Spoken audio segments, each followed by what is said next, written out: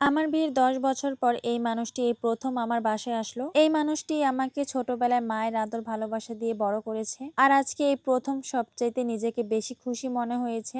আর আমি চলে গিয়েছিলাম বাজারে, নিজের পছন্দ মতো সবকিছুই বাজার করে আনলাম। আর আজকের এই দিনের জন্যই আমি ১০ বছর অপেক্ষা করেছি। আসসালামু আলাইকুম, কেমন আছেন সবাই? আর আজকের দিনটার মতো খুশি আমি মনে হয় না কখনোই হব। ঘুম থেকে উঠে ফ্রিজ থেকে সবকিছু নামিয়ে নিলাম, যা যা আজকে রান্না করা হবে। আর আমার শাশুড়ির কথা বলে তো আর লাভ নেই, গতকালকে থেকেই প্রিপারেশন নিতেছে। তো এখানে হচ্ছে 2টা আইটেমের সেমাই রান্না করবে আম্মা। প্রথমেই হচ্ছে এখানে ভুনা সেমাই রান্না করবে। আর এই সেমাইটাতে নারিকেল দিলে কিন্তু খুবই মজা হয়। কার কার পছন্দ এই ভুনা সেমাই আমাকে কমেন্ট করে জানাবেন। সেমাইটা কিন্তু বেশ মজার হয়েছিল।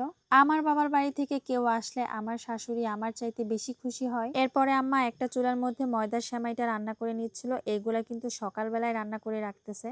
আর এই চুলার মধ্যে হচ্ছে আম্মা সকাল সকালে গরুর মাংসটা বসিয়ে রাখবে, কারণ হচ্ছে গরুর মাংসটা হতে কিন্তু একটু টাইম লাগে। পরিমাণ মতো সব মশলা দিয়ে আম্মা সুন্দরভাবে মাংসটাকে কষিয়ে নিবে। আর গরুর মাংসটা কিন্তু একটু সময় নিয়ে রান্না করলে কিন্তু এই মাংসটা খুব মজা হয় এবং একটু সফটও হয়। অনেকেই হচ্ছে প্রেসার কুকারে দিয়ে দেন, তবে প্রেসার কুকারে মাংস রান্না আমার কাছে তেমন ভালো লাগে না। এইদিকে আম্মা এখন সরা দিয়ে ঢেকে দিল, মাংসটা এখন আস্তে আস্তে কুক হয়ে যাবে। আর ময়দার সেমাইটা রান্না কমপ্লিট, এখন হচ্ছে আমি বেড়ে নিয়ে ঘরে চলে যাব।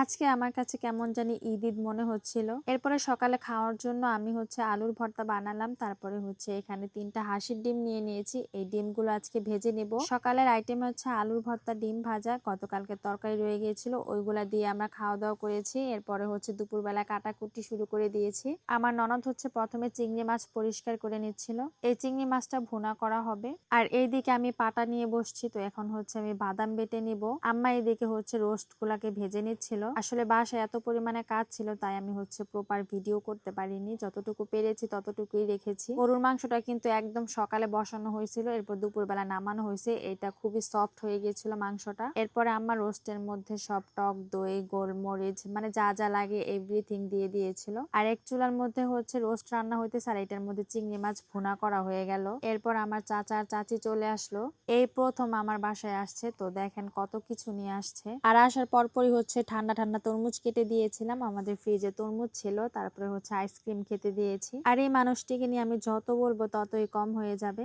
4 বছর বয়স থেকে হচ্ছে ওনারা আমাকে আগলিয়ে রেখেছে। আমার 3টা চাচা, আমি সবসময় বলি আমি চাচাদের কাছে বড় হয়েছি। 3 চাচার মধ্যে আমার বিয়েতে কেউ রাজি ছিল না, তো আমার ছোট চাচা এসে আমাকে বিয়ে পড়িয়ে দিয়ে গেছে। আর এই 2 জন হচ্ছে রাগ ছিল, এখনো একজন রাগ, আমার সাথে কথা বলে না। তো আমার এই চাচাও হচ্ছে রাগ ছিল। তো কয়েকদিন যাবত হচ্ছে এই চাচা আমাকে মেনে নিছে, আমি হচ্ছে তার কাছে মাপ চেয়েছি। আর এই চাচা সব সময় হচ্ছে মায়ের মতো আমাকে ছায়া দিয়ে রেখেছে। তাদের কাছে একটাই অপরাধ ছিল, আমি ভালোবেসে বিয়ে করেছি। যাই হোক, এই 10 বছরে এই দিনটির জন্যই আমি অপেক্ষা করেছিলাম।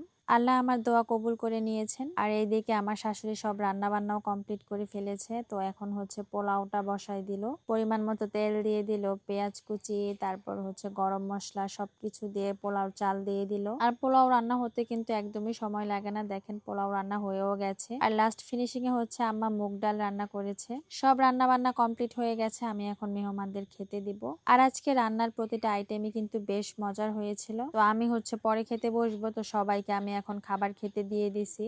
আর আমি কিন্তু আমার ননদের শাশুড়িকেও দাওয়াত করে আসছিলাম, তো আমার ননদের শাশুড়ি সবাই ছিল এখানে। তো আমার শাশুড়িও খেতে বসলো। তো এরপরে হচ্ছে সবাই আমরা খাওয়া দাওয়ার পরে সবাইকে রসমালাই দিলাম, তারপরে হচ্ছে ফল কেটে দিয়েছিলাম, মিষ্টি দিয়েছিলাম। আমরা বিক্রমপুরের মানুষেরা কিন্তু খাবার পরে এরকম মেহমানদের ফল তারপরে মিষ্টি এইগুলা দিয়ে থাকি। তো খাওয়া দাওয়ার পরে এরপরে একটু রেস্ট নিল আমার চাচা। তো আমি বলতেছিলাম যে আজকে তুমি থাকো, কিন্তু উনি আজকে থাকবে না। ময়দার সেমাইটা আর খাওয়ার সময় হয় নাই, তাই হচ্ছে আমি বক্সে করে ভরে দিলাম। ময়দার সেমাই ওনাদের অনেক পছন্দের, কিন্তু বানানোর ঝামেলায় হচ্ছে খেতে পারে না। তো আমার শাশুড়ি হচ্ছে এই জিনিসটা মাথায় রাখে, কে কোন জিনিসটা পছন্দ করে তাদেরকে ওই রকম ভাবে খাওয়ানোর চেষ্টা করে। তো ওনাদের অনেক বললাম থাকতে, কিন্তু হচ্ছে থাকবে না। তো এখন হচ্ছে ফাইনালি তারা বাসায় চলে যাচ্ছে। আজকে এ পর্যন্তই, আল্লাহ হাফেজ।